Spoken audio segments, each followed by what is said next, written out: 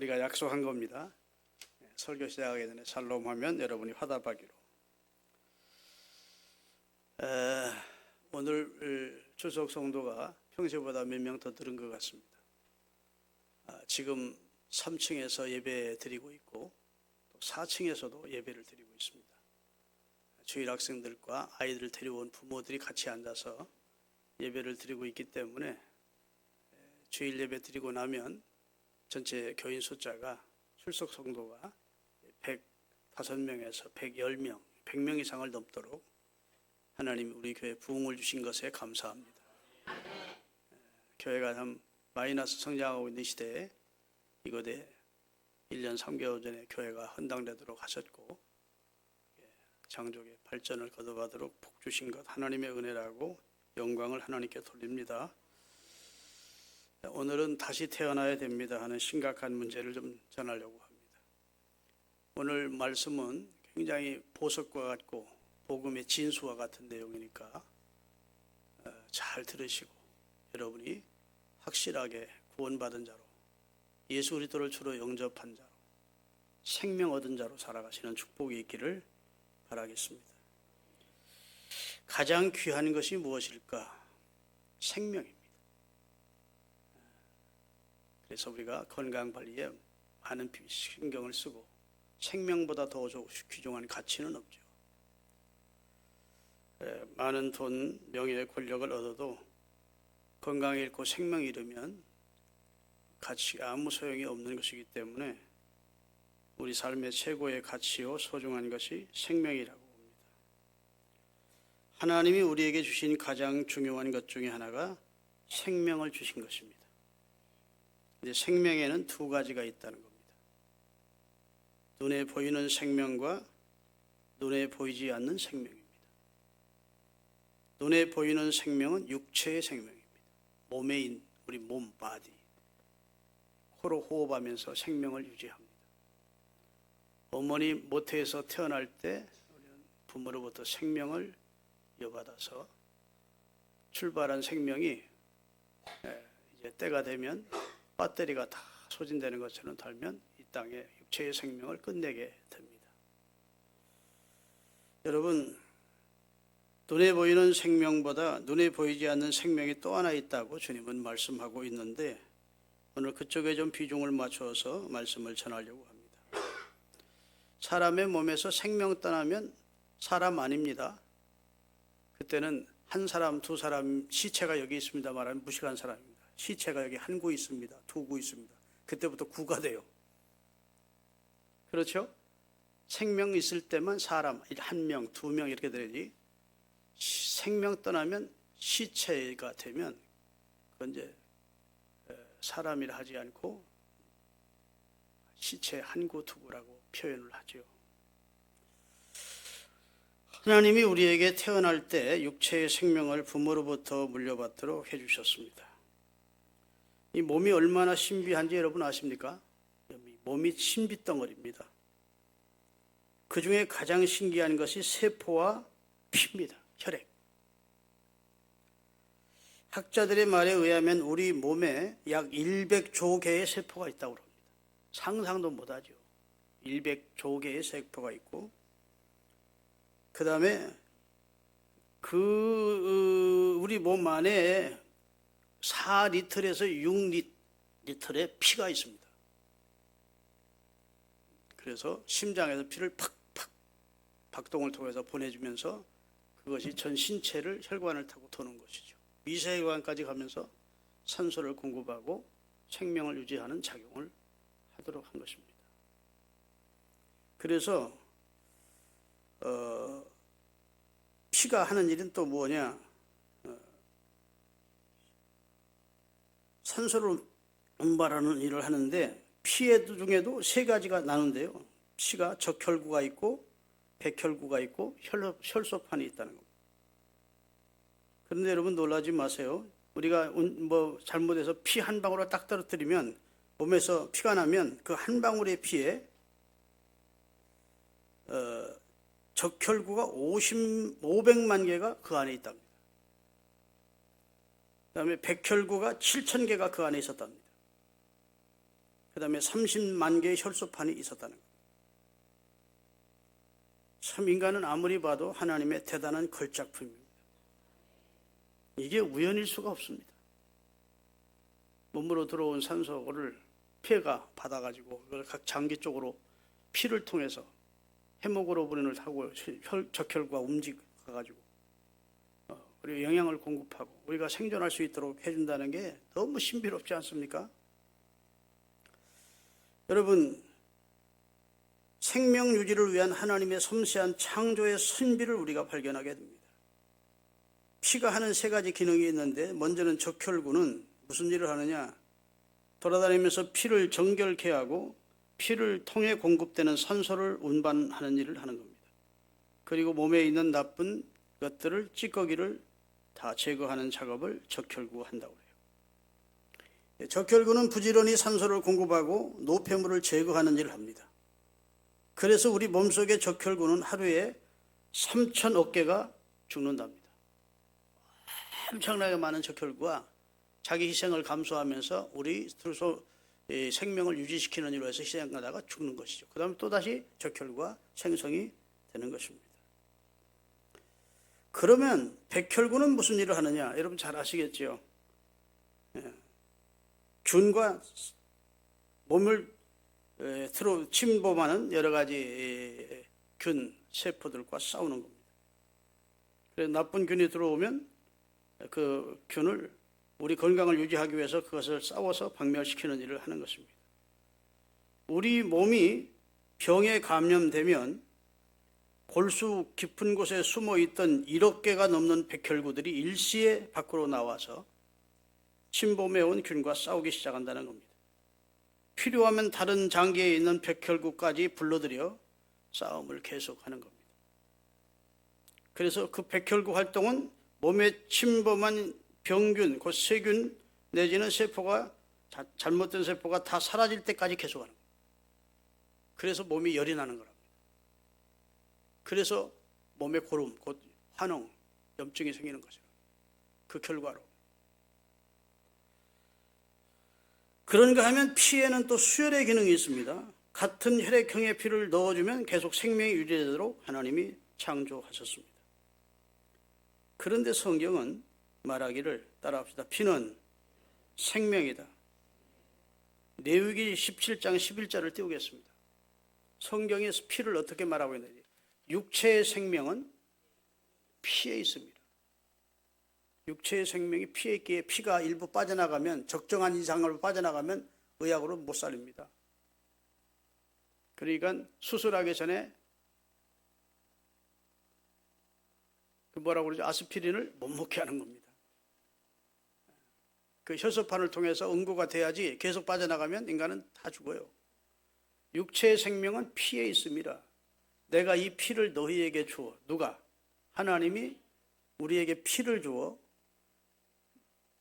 제단에 뿌려 너희 생명을 위하여 속죄하게 하였나니 생명이 피에 있으므로 피가 죄를 속하느니라. 놀라운 말씀인데 아멘 좀 하십시다.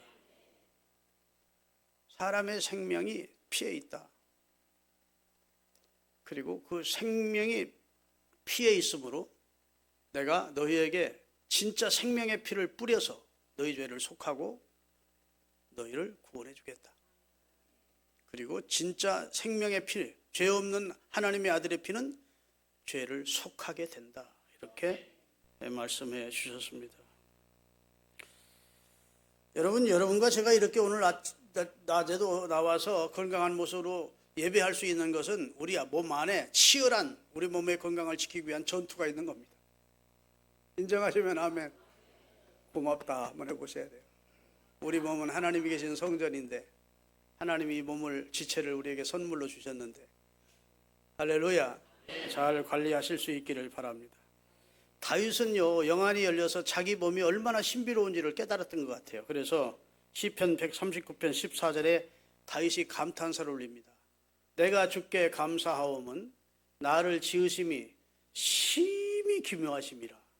주께서 하시는 일이 기이함을 내 영혼이 잘 아나이다.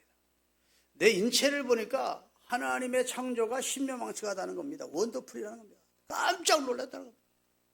어떻게 이렇게 사람을 기기묘묘하게 신묘망측하게 창조할 수가 있으십니까? 그 하나님의 놀라운 창조의 능력을 내가 감사합니다 라고 고백을 하고 있는 것이죠. 여러분, 하나님은 우리에게 이런 육체의 생명을 주셨습니다. 감사하면 땡큐 베리 마치라고 합니다. 원더풀. 하나님 기가 막힙니다.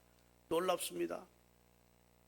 이런 여러분 혈관이나 피만 그런 게 아니지 않습니까? 우리 눈도 그렇지 귀도 그렇지 인체 모든 것이 신비로 가득 차 있다고. 그거 설명하려면 제가 뭐 의학자는 아니지만 뭐 의학 지식 가지고 와서 설명하려면 설교가 다 끝나니까 우선 오늘 피에 대해서 좀 설명을 하려니까 말씀을 드리는 겁니다.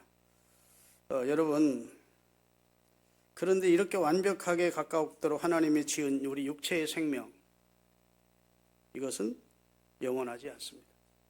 때가 되면 무너지게 되었어요. 그래서 성경에 보면 육체의 장막이 무너지면 우리 안에 있는 내가 육체를 벗어나서 하나님이 지으신 집으로 이사 간다고 고린도후서에 말씀하고 있습니다. 따라합시다. 장막집이 무너지면, 사람이 지은 장막집은 무너진데 사람이 영혼을 입고 있는 이 육체라고 하는 장막은 무너질 때가 온대요. 그러면 사람의 손으로 지치 아니하는 영원한 하나님의 집이 우리를 위해서 예비되어 있음을 성경은 말씀하고 있습니다. 그러니까 우리 육체의 생명은 한계가 있어요. 이건 시한부 생명입니다. 예전에는 하나님께서 사람을 몇백 년 살게 하셨어요. 아유, 거짓말 같은데요. 사람이 어떻게 몇백 년 산대요? 놀라지 마세요. 무두셀라는 969세를 살았어요. 성경 거짓말 투생이구나. 이렇게 보시면 안 돼요. 얼마나 그때는 공기도 청정했겠고, 여러분 병균도 세균도 없었을 때고 얼마나 살기가 좋았겠습니까? 하나님이 원래 사람을 지은 목적은 영생하도록 당신과 같이 영생하는 존재로 지었는데 범죄함으로 에덴에서 탈락한 데서 그래 살아도 하나님이 오래 살 수 있게 해주신 것 같아요. 그런데 죄만 짓거든 오래 살게 해주었더니, 그래서 창세기 6장 3절에 하나님이 후회하십니다. 오래 사는 게, 인간이 오래 살게 했더니 맨 죄만 져. 같이 읽겠습니다. 여호와께서 이르시되 나의 영을 영원히 사람과 함께 하지 아니하리니 이는 그들이 고깃덩어리가 됐어요. 영혼이 영혼 구실을 못해. 마음이 마음, 양심이 양심 구실도 못하고 영혼이 영혼 구실을 못하고 동물처럼 육신화 되셨다. 그러나 그들의 남은 날은 120년으로 할 것이다. 사람이 장수하면 120년은 삽니다. 120년 못 살고 돌아가시면 여러분 책임이요. 여러분이 건강관리 잘못한 것이고 몸을 함부로 한 것이고 위험에 직면했는데 함부로 여러분이 하다가 사고사로 죽기도 하고 병사로 죽기도 하는 것이지, 하나님이 인간에게 약속하신 수명은 120년으로. 왜? 오래 살렸더니 맨날 죄만 짓고 있더래요. 그래서 창세기에 사람의 수명을 좀 단축을 시켰어. 믿습니까? 그러면 어떻게 하시느냐? 하나님은 여러분과 저에게 영생을 주시기를 원하시는데 사람이 육체의 생명이 결국 100년 안쪽으로 끝나거든요. 대부분. 하나님께서는 당신의 아들을 통해서 우리에게 영생의 생명을 주시는 일을 시작하신 겁니다. 여자의 몸으로, 후손으로. 여자의 몸이 아닌 여자가 남자와 관계치 않은 동정녀인 여자의 여성의 후손으로 당신의 아들을 보내서, 그래서 여러분과 저에게 영생을 주시는 작업을 하시게 된 것입니다. 그게 하나님의 우리를 향한 처방입니다. 육체의 생명은 영원하지 않기 때문에 하나님이 당신의 생명을 우리 사람들에게 넣어주기를 원하셔서, 그래서 당신의 아들 예수 그리스도를 이 세상에 육신의 몸을 입고 태어나시도록 섭리하신 겁니다. 안 믿으시는 분들이 좀 있는 것 같아. 여러분 교회 나오시거든 이단 아니면 무조건 성경에 있는 내용이면 아멘으로 말씀을 받아 먹으세요. 그래야 여러분의 믿음이 쑥쑥 성장합니다. 하나님 우리를 상대로 거짓말하시는 분이 아니에요. 아멘. 네, 하나님은 전능하셔요. 하나님 우리가 헤아릴 수 없는 크고 넓고 광대하신 분이에요. 천지와 만물을, 이 황대한 천지를 말씀으로 창조하신 분이라면, 그걸 믿는 분이라면 이런 거 다 믿어야 되죠. 하나님이 우리에게 영생을 주시려고 당신의 아들 예수 그리스도를 이 세상에 보내시게 된 겁니다. 이걸 잘 설명한 것이 요한 1서 1장 1, 2절이에요. 자, 한번 껌을 씹듯이 꼭 씹어가면서 한번 읽어보겠습니다. 태초부터 있는 생명의 말씀에 관하여는 우리가 들은 바요, 눈으로 본 바요, 자세히 보고 우리 손으로 만진 바라. 2절, 이 생명이 나타나신 바 된지라. 영원한 생명을 우리가 보았고 증언하여 너희에게 전하노니 이는 아버지와 함께 계시다가 우리에게 나타나신 바 된 이시니라. 자, 여기서 보면 영원한 생명이 계셨대요. 그분이 하나님을 말합니다. 성부 하나님. 그분이 당신의 아들을 이 세상의 모든 인간들에게 영생의 생명을 주시려고 나타내신 바 되셨대요. 아멘. 그래서 이 성경을 기록하고 있는 요한은 그분을 만져봤대. 우리가 들은 바요, 귀로 들은 바요, 손으로 만진 바요. 아멘. 우리 눈으로 본 바요. 그 안에 은혜와 진리가 충만하고 그는 생명으로 충만한 분이었다.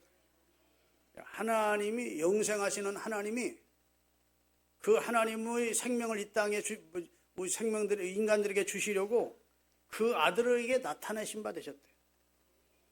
아멘. 그래서 예수님이 이 세상에 오신 사건을 하나님이 우리와 함께 거하신 사건이라 임마누엘이라고 합니다.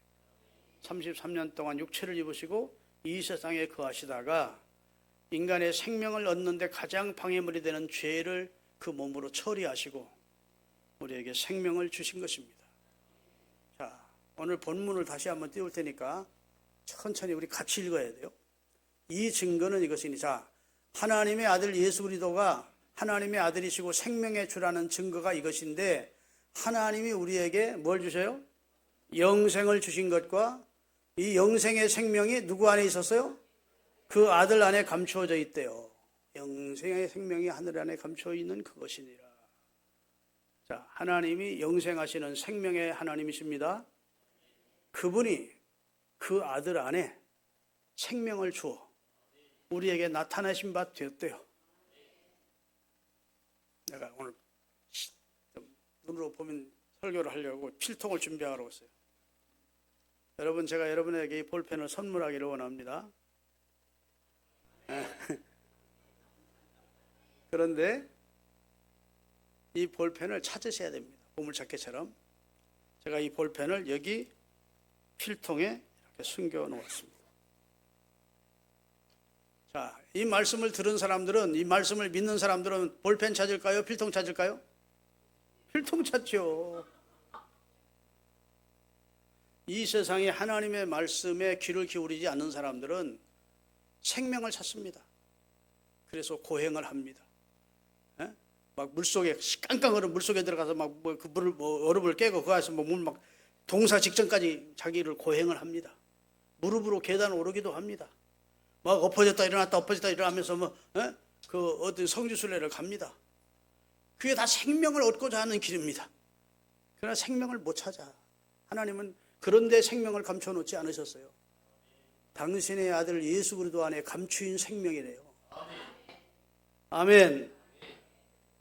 사람들은 모르는 거예요. 그게 어디에 오냐면 성경에 있고 예수 안에 생명에 있고 그 다음에 교회 나와야 생명이 있다는 것을, 생명이 있다는, 예수님께 생명이 있다는 걸 알게 되는 겁니다. 성경을 알아야 예수 안에 생명이 있다는 걸 알게 되는 거예요. 그런데 사람들이 예수 안에 생명이 있는 줄 모르고 다른 종교에 집중하고 생명과 영생을 얻기 위한 애를 쓰는데, 성경은 하나님이 분명히 말씀하세요. 영생의 생명은 그 아들 안에 감추어져 있다. 아멘. 하루 종일 볼펜 하고 해도 못 찾아. 일생단에도 못 찾아. 아, 목사님이 필통 안에 있다 하셨지? 필통 찾으면 찾게 돼요. 하나님이 생명을 우리에게 주시기를 원하시는데 당신의 아들 예수 그리스도만이 여러분과 저에게 생명을 주실 자격이 있습니다. 왜? 그분만이 여러분과 저의 죄를 처리해 주신 분이기 때문에, 그 처리해 주시려고 오신 분이기 때문에 그분만이 우리에게 생명을 주실 자격이 있어요. 생명의 죄예요. 예수 안에 생명 있네, 주님이 빛이 되시네. 아멘. 예수님 안에 생명이 있음을 믿으십시다. 아멘. 인간은 누구도 영원한 생명을 가지지 못했었습니다. 다만 인간이 할 수 있는 것은 예수 그리스도 안에 감춰져 있는 생명 대신 예수 그리스도를 영접하는 거예요. 생명을 어떻게 찾느냐? 생명을 어떻게 얻느냐? 요한복음 1장 12절입니다. 예수님이 어떤 분인지를 쭉 설명해 놓고 이렇게 말합니다. 영접하는 자, 예수님을 영접하는 자, 예수님을 자신의 구주로, 생명의 주로 영접하는 자, 곧 그 이름을 믿는 자들에게는 하나님의 자녀가 되는 특권을 주시다. 그래서 이 땅 위에 세운 교회들이 예수를 전하는 겁니다. 예수 안에 생명이 있다. 아멘. 예수님을 주로 믿어 하나님의 아들, 딸이 되라고. 그래서 이 세상 육체의 생명은 영원하지 못한데 하나님께서 우리에게 주신 영생의 생명을 통해서 인생은 영원히 하나님 나라에서 영생하는 존재로 축복을 받으라고. 그게 진리라고, 그게 사실이라고.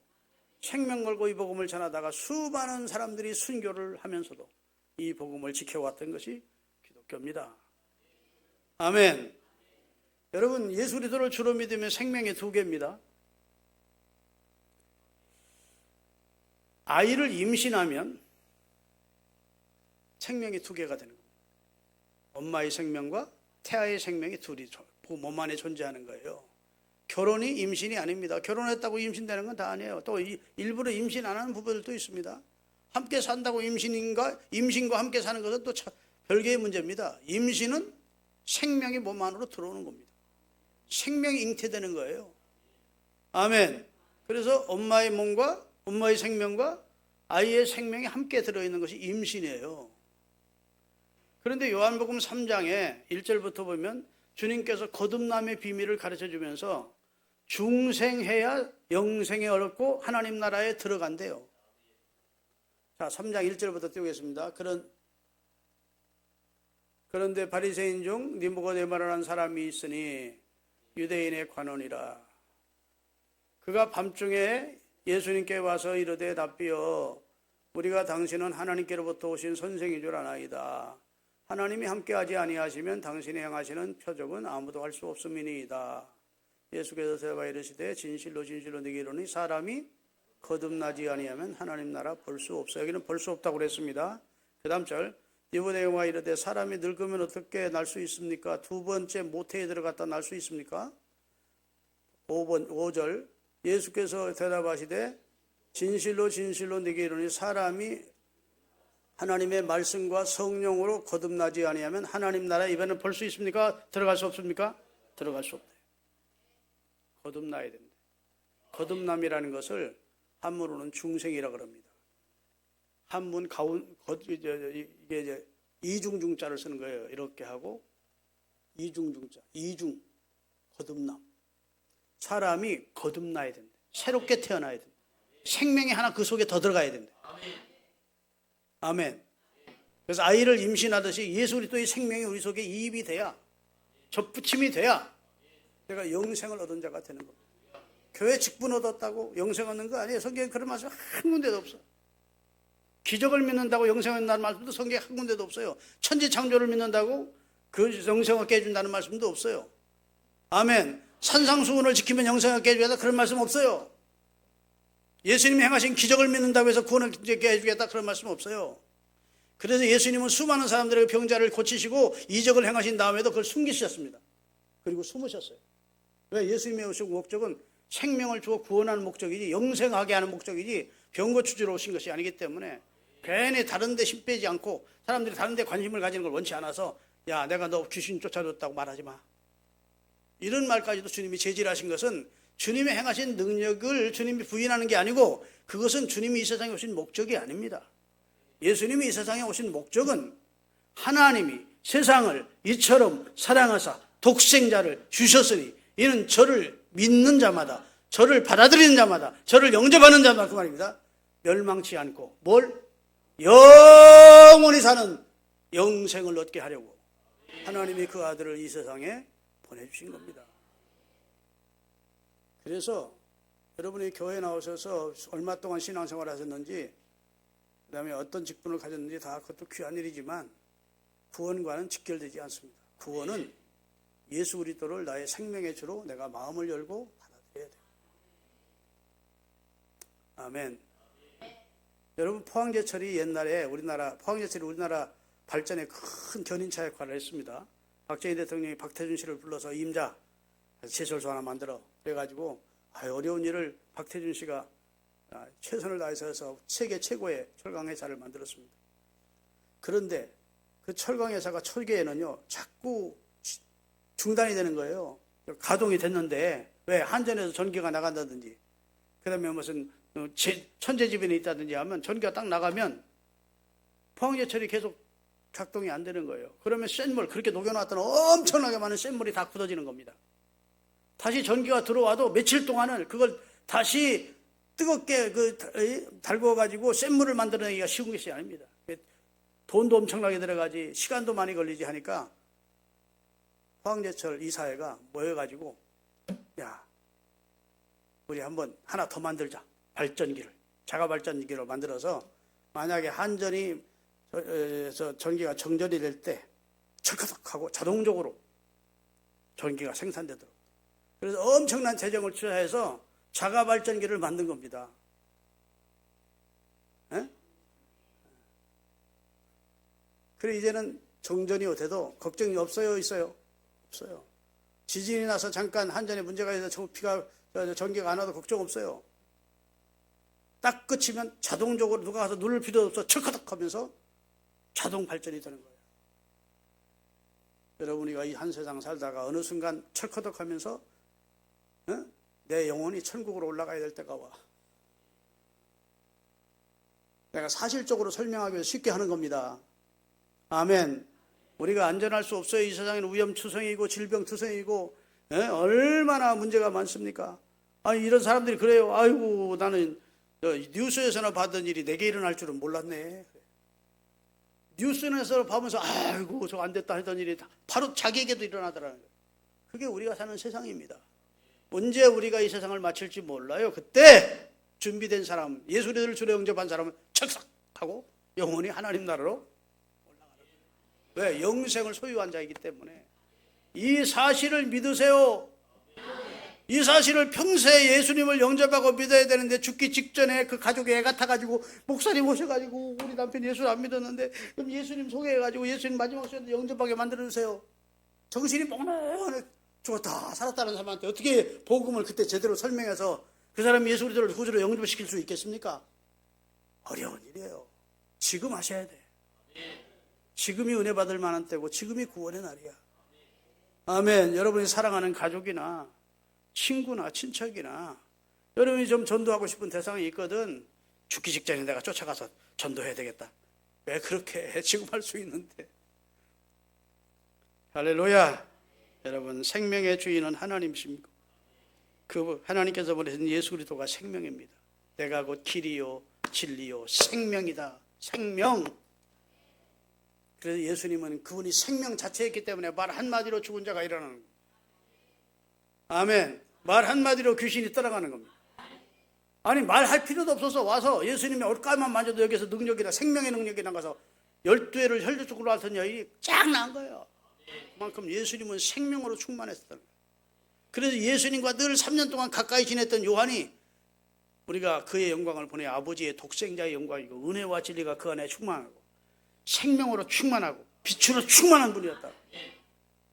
예수님 가까이 지내보니까 별거 아니더라. 우리하고 비슷하더라. 이렇게 요한이 말할 수 있는데 그렇게 않습니다. 예수님은 진짜 영광으로 충만한 분, 은혜로 충만한 분, 생명으로 가득 찬 분. 아멘. 육체를 입으신 하나님이셨다. 그분의 고백, 요한의 고백이라면 우리도 믿어야 되잖아. 할렐루야. 다시 한번 요한복음 오늘 본문을 띄우시고 읽겠습니다. 다 같이 읽겠습니다. 또 증거는 이것이니 하나님이 우리에게 영생을 주신 것과 그 영생의 생명이 그의 아들 안에 있는 이것이니라. 아들이 있는 자에게는 생명이 있고 하나님의 아들이 없는 자에게는 생명이 없느니라. 하나님의 말씀은 두 분 모자라도 분명합니다. 생명이 있을지도 모르고 없을지도 몰라. 하나님은 그렇게 희미하게 말하지 않습니다. 아들 예수를 믿는 자는 생명을 받아들인 자라 생명이 있고, 아들 예수를 믿지 않는 자는 생명이 없어. 그 사람은 죽으면 지옥 가는 거야. 둘째 사망의 화를 당하게 돼. 셋째 사망은 성경에 없어요. 둘째 사망이 인간이 들어가서 최후의 심판 장소입니다. 그것을 면하게 하기 위해서 하나님이 그 아들을 이 세상에 보내서 우리 속에 있는 덕지덕지 붙어있는 누룽지 같은 죄악을 그가 담당해 주신 겁니다. 그에게 전가시켰대. 이사야서 53장 5절부터 7절까지 띄우겠습니다. 우리 잘 아는 내용이에요. 우리가 영생 얻는데 가장 방해되는 것이 죄였는데 그가 찔림은, 여기 그는 예수님을 말합니다. 하나님이 생명을 넣어서 이 땅에 나타내신 바 된 예수, 그분이 찔림은 우리 허물 때문이고 그가 상함은 우리 죄악 때문이다. 그가 징계를 받음으로 우리는 평화를 얻게 될 것이고 그가 채찍에 맞음으로 우리는 나음을 얻게 될 것이다. 그 다음에 6절, 우리는 다 어리석은 양 같아서 잘못 행하여 각기 제 길로 갔거늘 여호와께서는 우리 모두의 죄악을 그에게 담당시켰다. 그에게 전가시켰다. 여러분, 우리나라가 옛날에는요, 쓰레기를 한 군데 모아가지고 쓰레기차로 다 실어가지고 여기 어디 난지도로 보냈습니다. 난지도가 쓰레기가 지금 막 100m 이상 쌓여 있죠. 그 꼭대기를 지금 공원 만들어 놨더라고. 거기가 꽉 차니까 김포 매립지라는 곳을 확정해서 정부 당국에서 김포 매립지를 쓰레기 버리는 장소로 정하고 그곳에다가 서울시에서 나오는 모든 쓰레기차를 글로 보내서 다 거기라 싸웠습니다. 지금은 이제 아마 다 불태우는 것 같더라고요. 여러분, 우리가 그때 그 당시에 여러분과 제가 버린 쓰레기가 거기 가면 있을까요, 없을까요? 며칠 후에, 하루나 이틀 후에 그가 찾아보면 있어. 못 찾겠지. 너무 많아서 쓰레기가. 그러나 내가 작심하고 내가 버린 쓰레기 주머니를 찾으려고 마음먹으면 결국은 찾게 돼 있습니다.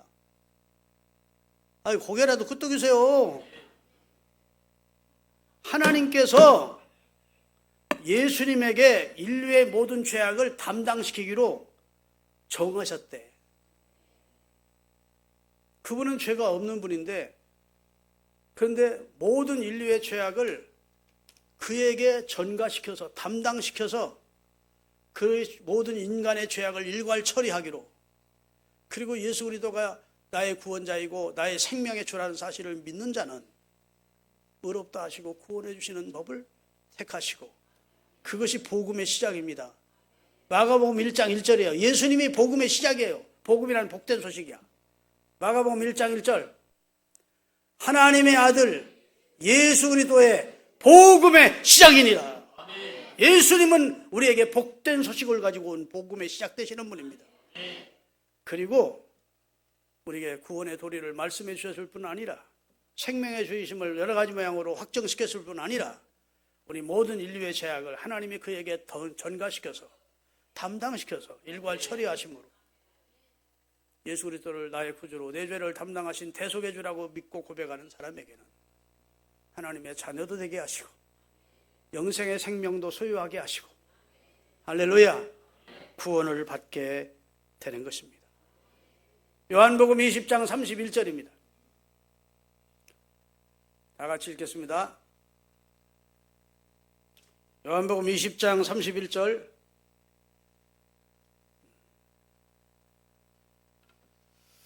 아이고, 한 시간에 마시려면 지금 바쁜데 왜 이렇게 안 띄우냐. 아이, 다 적어줬는데. 요한복음 20장 31절을 제가 읽겠습니다. 따라합시다. 오직 이것을 기록하면 너희로 예수께서 하나님 아들 그리스도이심을 믿게 하려 하며 또 너희로 믿고 그 이름을 힘입어 생명을 얻게 하려고. 하나님이 성경을 기록한 목적도 예수를 믿어 예수 그리스도 속에 있는 생명을 여러분과 저에게 주게 하기 위해서 성경이 기록됐대요. 믿습니까? 예수님은 복음의 주인공이시고 여러분과 저에게 생명의 주로 이 세상에 오셔서 그 모지고 아픈 십자가를 우리 위해 지고 우리를 구원해 주신 고마운 분입니다. 예수님을 영접하십시오. 535장 오늘은 아무래도 한 10분 더 지체될 것 같아요. 이해를 하세요. 535장을 제가 독창 1절하고 2절 3절은 여러분이 하시겠습니다. 자, 초등만 눌러주세요. 이 찬송이 얼마나 그 가사가 은혜로운지 모릅니다. 주 예수 대문 밖에 기다려 섰으니 단단히 잠가두니 못 들어오시 나 주를 믿노라고 그 이름 부르나 문 밖에 세워두니 참나 예수. 여러분 성화 예수님이 문 두드리는 성화를 띄우세요. 미디어에는. 자, 예수님이 요한계시록 3장에 보면 내가 문 밖에서 네 마음의 문을 두드리고 있다. 마음의 문을 열어다오. 그러면 내가 네게로 들어가서 너는 나로 더불어 먹고 나는 너로 더불어 먹는 진짜 행복한 삶이 네게 주어진다. 왜 마음 문을 단단히 걸어잠그고 있어? 마음 문을 열어라. 이렇게 말씀하시고 있대요. 그러면 새로운 세계를 네가 경험하게 된다고. 주님이 우리와 함께 하시는 은총의 세계를 주 하나님이 우리를 인도하실 거라고. 그런데 예수님을 문 밖에 세워두니 참대 부끄러움이다. 자, 2절은 같이 부릅니다.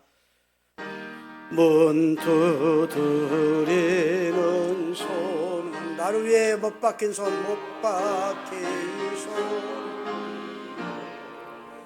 또 가시며 열려간 그 이마에 들렸네 이처럼 기다리신 참 사랑이로다 문 굳게 닫아두니 한없는 내 죄 주 예수 간곡하게 권하는 말씀 내 죄로 죽은 나를 너 박대할 손 나 죄를 회개하고 본분을 엽니다 두셔서 좌정하사 떠나지